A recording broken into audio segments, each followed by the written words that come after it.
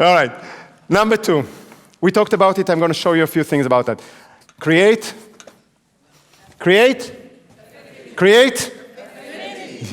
Guys, are you participating? Yes. Create.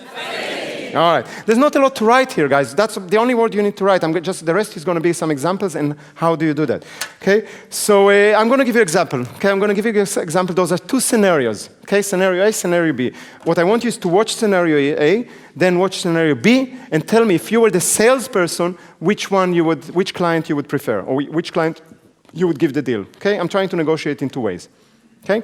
So the first, scenario A, the client is coming to the salesperson and says, looking at the product, and says, what's wrong with you? Are you born a thief? I mean, this product doesn't worth that much of amount.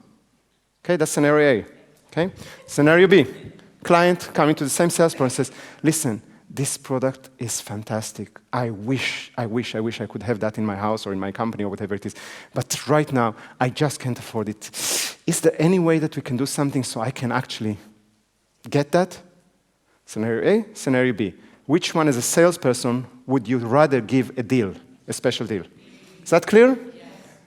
That's affinity. Remember, affinity is getting them to like you. And there's too many people that playing asshole when they're negotiating. Okay? Because they need to be tough. Especially what? No, especially sometimes. Okay, but I thought that you were going to say something else. But especially in business to business, people are, I'm the tough guy, especially if you're feeling that you're the bigger one, they're playing asshole. And that's not going to get you a lot, okay? Just be nice, be good, be likable, and you have a lot more chances to get that. A lot more chances. Just make sure that they like you. You know that you rather give a deal when somebody is asking you for a better deal for your services, you must rather give it to a client that you like than somebody that you're not really liking. Would you agree? Yeah. Okay, we all like that. Okay, we all like that. I mean, if you have 2 kids and one you like better, who's going to get the chocolate? Who are you going to send to college? I mean, my favorite daughter is sitting here. She's all the time saying, but I'm your only daughter. I says, but you're still my favorite. Hey, you need to tell your kids that they're your favorites. All right. So how do you create that? How do you create affinity? Actually, how do you create affinity? I'm going to give you 4 ways to create affinity. Practical ways to create affinity with some examples. Okay. The first one is what we call create commonality. I'll explain. Just write it down. Create commonality. So find something that you both agree. Then, common ground. Sorry, not something that you both agree. Something that you have in common. Okay. Find something that you both have in common. And if you can, as soon as you finish that sentence writing it for whatever reason, just raise your head so I can remind you of something. We actually did that yesterday. Okay? You remember we did this exercise with the bingo? And I asked you, how many of you like that person that you just did this exercise more than you liked them before? And it always happens to have. Why? Because you found something in common. If you both like ice cream, or you both hate Harry Potter, you immediately feel like brothers or sisters or whatever it is. Okay? That's how it works. And most of us are not doing it, especially when it comes to negotiation. Because when it comes to negotiation, we look at the other person as somebody, against, and I'm getting in what I want, and you get what you want. And what we are declaring is that these are the things we don't agree. And that's not a good way to start a negotiation. You always want to start a negotiation when you agree. So when we used to work with business to business and we would teach them negotiation, we would tell them, whenever you meet somebody for the meeting room, make sure that you first talk about the things that you agree or that you're having common. Even if you'll have to cover everything and just agree that, well, on this point we don't agree. But then you can say, okay, let's figure it out. Okay, so there's a lot of examples for that I can give you. I'm going to give you one of my favorite. It's not the nicest one, but it's one of my favorite because it's so powerful. So I don't remember why. I think I can't remember why. But a few years ago, Verd and me went to the Israeli embassy in Den Haag because we needed a document. I can't remember what was the document, but we needed a certain document. So we're going there, and I don't know if you've ever been in an Israeli embassy anywhere in the world, but in Den Haag it's the same. You probably had the chance, maybe. But you go there, and there's armed guards there. Okay, you need to give everything away. They take everything away from you. You cannot go with a phone, of course, or anything. It's almost as worse as in the U.S. Embassy. You need to go through secured stuff, and you come, and there's 2 windows. Where the clerks, where the the people are sitting on the other side. It's a bulletproof glass, right? So you don't have a gun, but if you had, you could shoot and nothing happens. So you sit in front of that one, those two little chairs, and there's the guy in the other side, and you talk through a microphone because there's this glass, right? And there's this nice woman. Of course, she's Israeli. She speaks Hebrew, so it's already good, and we're speaking Hebrew to her. And we tell her, listen, we need this document. And she says, not a problem, let me check. So she goes into a computer and checks, and she says, all right, the document is in Jerusalem, in the Ministry of Interior, or whatever it's called. And, we need to send a request. She's giving us a form. You need to fill it out. I will send it to there, and it will come back usually with an answer within 6 to 12 weeks. And we say, that's really nice, but we need it kind of now, right now. And she says, no, it's not possible. It needs to go through the channels, and there needs to be a physical letter to go to with a request to Jerusalem. Then they need to find it out in the archive because it was something about Tom's birth certificate. Needs to come back, and then it takes 6 to 12 weeks. Now, don't know if you know Vered, but Vered has a little bit of sometimes she has a little bit of an issue with patience, and. By the way, me too, but it's been expressed differently. So Vered heard the second time, that's the first time she could handle that, but when she heard the second time that the woman repeats the information that's 6 to 12 weeks, and Vered wants it now, she will express that. So she's expressing to her, you don't understand. I'm saying, you don't understand what I meant is. Vered says, you don't understand, and she's coming like that, to the glass proof, to bulletproof glass. They say, you don't understand, we need it right now, so please get off your ass and pick up the phone and do what you need. I'm not sure that she used those words, but that was the energy for sure. And the woman is just smiling. She's behind the bulletproof glass. And she says, yeah, I understand that it's really urgent for you, but there's nothing I can do. And Vered is starting to steam. And when Vered starts to steam, you see the steam. It comes from the ears. And I'm we have a sign. Vered and me have been to a lot of business meetings, and we know each other well. And we have some signs that other people will not see, but we can communicate to each other. So we have this sign that if I kick her ankle, because that usually happens below a table, then that means that it's my turn. Okay? It's my turn. We only have it one side because it's never worked the other way, but So I gently but firmly give her a sign. It's let me talk. And she's totally ignoring me, and she says, I don't remember what was her name, but whatever it is, she says her name. I mean, we know her name. We actually, by the way, we knew this woman for years. She was there always when we needed something. So she says to her, listen, that's not going to work. I'm not going to leave from here until you pick up the phone and call and do what you need to do in order to get that copy. I need it right now, and the steam goes and everything. And the woman is just saying, well, I'm sorry, cannot help you. And, she's smiling there, which doesn't help for Vered. So I'm going to cut the story short because it was a little bit longer than that. But at one point, I start kicking her harder. And I'm kicking her harder, and I know that she's going to have some blue marks, but she's just kicking me back and says, give it. And she doesn't give me a chance to say a word. So at one point, this is the part I'm not proud of, not proud of. But there was a pen. Yeah, I have a pen there for you now. You sign that. And I opened it, and I took it this way, and I did, here. And I think the shock stopped her.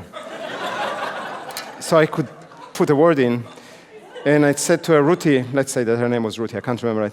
I said to her, Ruti, let's just turn back for a second. I didn't see you here for a while, so what's going on? And she says, yeah, my husband is finishing his part of the work, so we're packing stuff, and we're leaving in a few weeks. I says, oh, really? Where are you coming back? And she says, well, I'm going back home in Rehovot, which is a city in Israel. And I says, really? And she says, yes. And I says, I'm from Rehovot.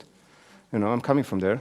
And I says, well, so what year are you? And she says, well, 71. I say, or 72. And I says, really? What school did you go for primary? And she said the name of the school. And I says, that's interesting. I went to that school, but I'm 4 years older than you. But my sister went there, and she's looking at the name and says, yeah, right, your sister was Sigal? And I says, yes. She says, yeah, she was in the next room. I says, hey, that's great. So, and we kept on talking for a while. And at one point, that was the conversation. At one point, she says, listen, give me a second. She goes to the back room. She goes for 5 minutes. She comes back. Here's the document. Flip it there. Bye-bye. Guys, it works all the time. You need to create commonality. Okay, you need to find out what's in common. Talk about that. The person likes you. This is affinity. They will do whatever they can to help you. It happens all the time. I can give you stories from here to eternity. Enough story to demonstrate that. I think Bered never likes me to share this story, but say, I'm here. Yeah. Just, you always can find something that you have in common. And today, in today's world, it's even easier to find it before you go to a meeting. So my recommendation, when you go to any kind of a negotiation meeting that you ever have to do in business, please take the time to do your research. It's so easy to go on LinkedIn or on Facebook and find this person. Just find out. Find out that this person likes diving. If I know that somebody likes diving, I will come into the meeting and I says, hey, Bob, it's great to meet you. You know, I checked you out on LinkedIn and I saw that you're a diver. Is that true? And he says, yeah, so what's your favorite place? And, you know, we start talking about diving and half an hour later, you can close the deal. That easy. That easy. But you need to know that. And by the way, it doesn't have to be that you do that. It doesn't have to be you. Hey, what do you know? My brother-in-law is a diver and he had this amazing experience. That's okay. As long as it's real integrity and everything. It doesn't have to, you do have the same thing, but you need to find the commonality, and the commonality can be interest, which is the easiest one, but it can be places. It can be just that, hey, I just saw on Facebook that your kid was 1 year old. That's fantastic. My daughter is 19. You understand? But right now, you're both parents. You understand that? I don't know if you saw that, but yesterday, Larke cut it from the video, but at one point in the video yesterday, I said, I have a daughter. When we talked about it. That was on purpose, that was this. Larke cut it out, it's not anymore in video because she needed to make it into 5 minutes from the 15 minutes. But this was that, the purpose is to make that connection, the emotional connection. Actually, it probably would have been better if Verd would have done that video, okay, as a woman. Okay? And that was how the beginning was, and I will show you tomorrow what was the original video. It just didn't work, and because I'm here, then it was better that I will do it. But these are commonality. Does that make sense? Is that the question, Robert? No, it's actually... Just keep it short. I started with a LinkedIn tip you gave me about 2 weeks ago. And now every week I'm inviting 50 people from LinkedIn. And the ones that I find more commonalities, and I mentioned that in the invitation, are always, really always connecting. And the ones that I just sent the message from, we are in the same group, it's less converting. Absolutely. So the more commonalities, it's really converting like crazy. Absolutely. Absolutely. Thank you for that. All right, let's move on for the next. We are still in affinity. That was the first one. Huh? It's an easy one. Let me give you a second one. Is that okay? All right, what you want to do is to create what we call a cooperative environment. Can I get 2 chairs, guys? Cooperative environments. It's still in affinity, guys. It's still in affinity. I just want to show you how it works. You want to create an environment of cooperation. Does that make sense? Yeah? All right. So, thank you. All right. Here's how it goes. I'm talking about business negotiation, but it's probably in everything, if not physically, at least symbolically this way. So you're going to negotiate with someone. Either you go to their office or they come to your office, most of the time, right? But even if it's in a restaurant, it will happen the same. So what happens is that this is their table, and this is their chair. This is the table, this is their chair, this is your chair, right? And we're sitting. So I hope that you can see me in the back, otherwise stand a little bit. But here's the other side, and here's me, and we're negotiating. Yeah? That's one environment. My preferred environment, or another preferred environment, would be I'm sitting here, and the other person is sitting here. Hey, this is better way to negotiate, right? Because the other one is against. Psychologically, it's against. This is my space, this is your space. Right now, it's different. It's totally different energies. Does that make sense? So it's better if you can do that. My favorite way to negotiate, always, always, always, will be this way. Okay? This is where you sit, and this is where I sit. And right now, both of us looking to the same direction, right? Now, this is nice as a metaphor. How do you do that? Because this is not a metaphor. This is a physical environment you want to create. Okay? So here it is. Now, we have a student that was a salesperson for a big insurance company. And his clients were the Gemeentes, the local governments. Okay? And he was, I think, signing deals for about €1 million a year before he came to our trainings. And then he did this training, at that or this session. At that time, it was in the Master Entrepreneur, so we're talking about many years ago. He took this tip and this tip only into his normal negotiations in the Gemeente, and he went from 1 million euros a year to 7.5 million euros a year in 1 year because of what I'm going to share with you right now. Okay? So what's happening usually is that you're coming into an office, right? You're coming to the office. Let's say that you're coming to their office, and let's say that this is their place. Okay? So, because it will be easier for you to see. So they're sitting here, and this is here a table, right? And they invite you to sit, right? So you sit. I'm going to sit with my back for you just for a second, okay?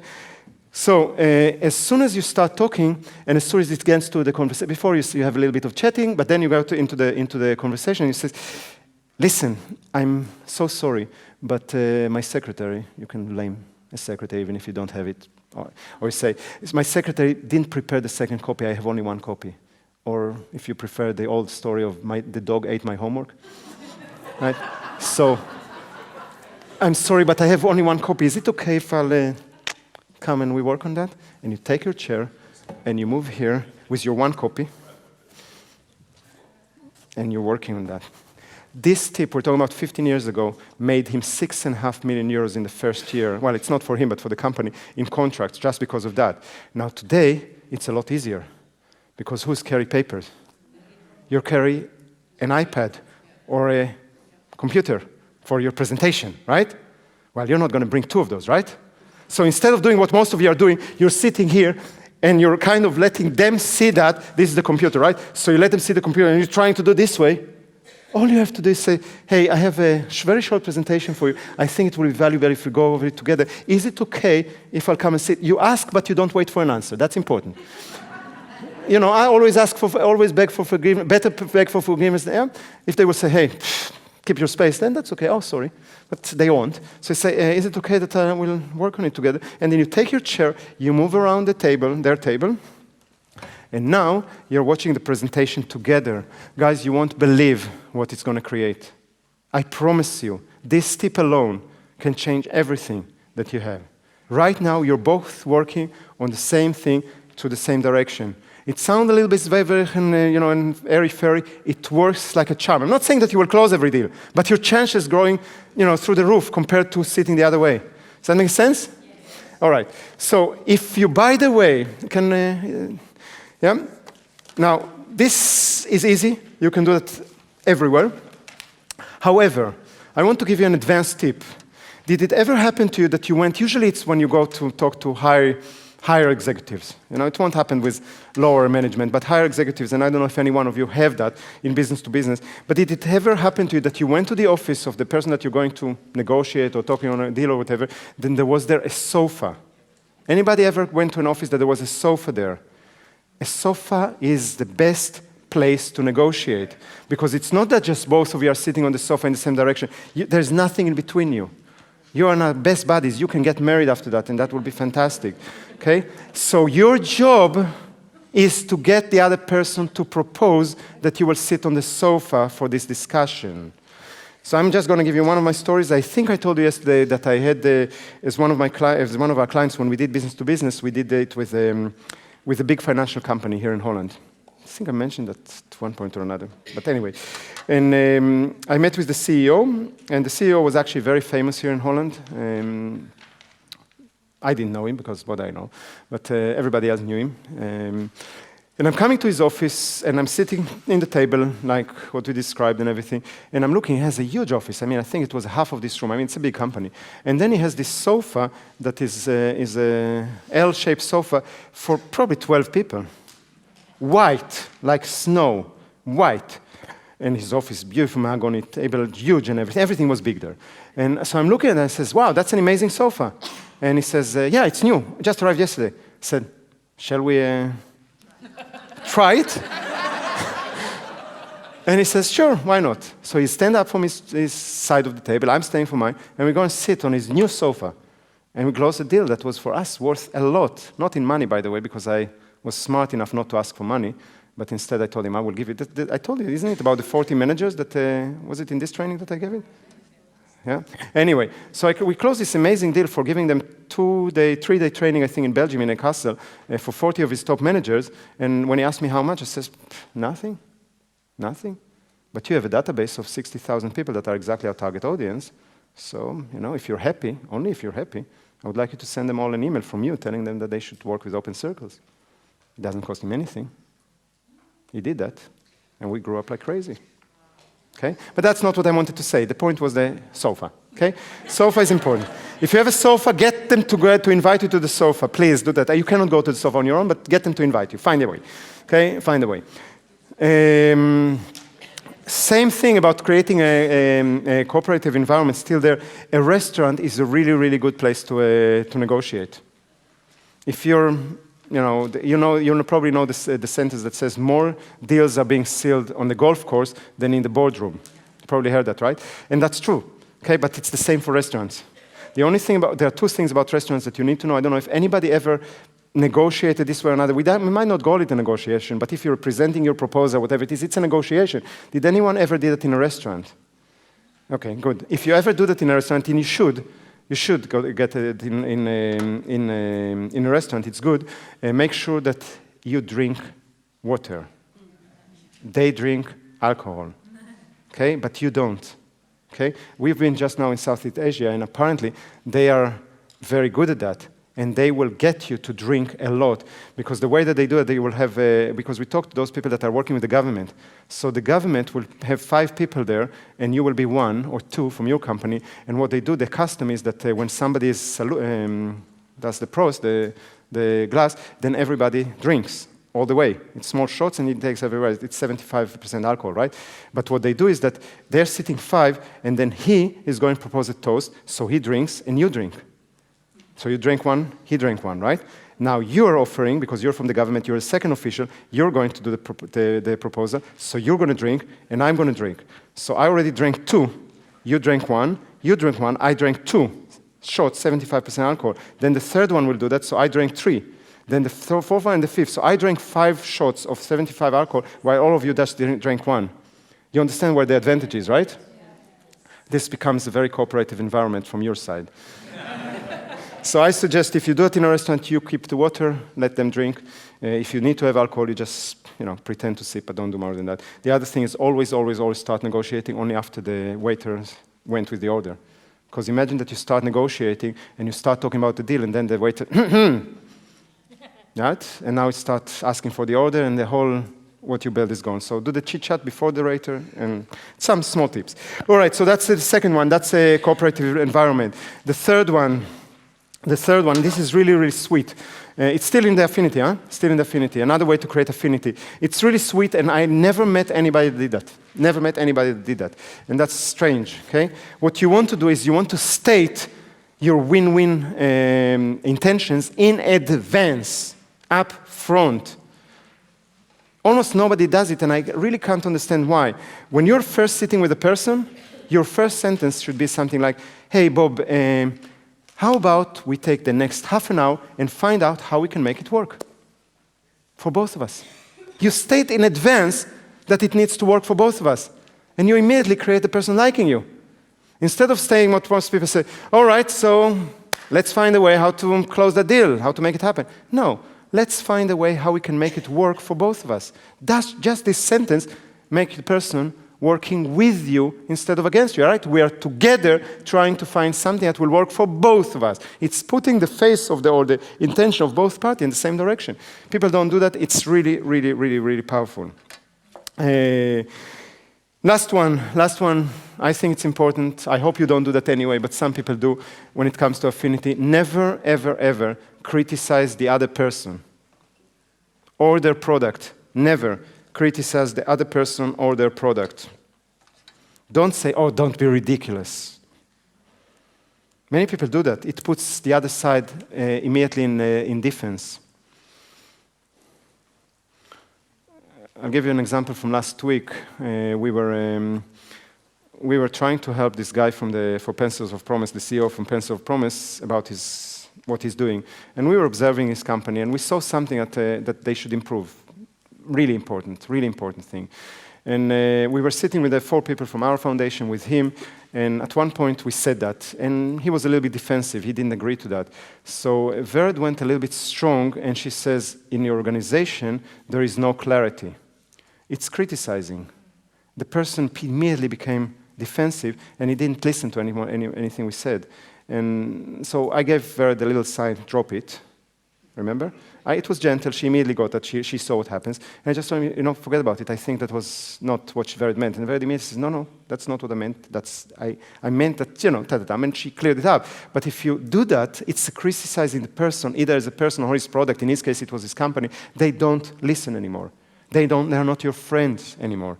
Okay, so we sometimes without intention, we do that by a word or sentence. So please, always say something like, you see, Bob, this doesn't really work for me. Can we try and find another way to do that? Then you don't criticize them. Even if you think that the deal is ridiculous or what the demands are ridiculous, you just say, listen, it doesn't really work for me. Let's find another way. Does that make sense? Is that good?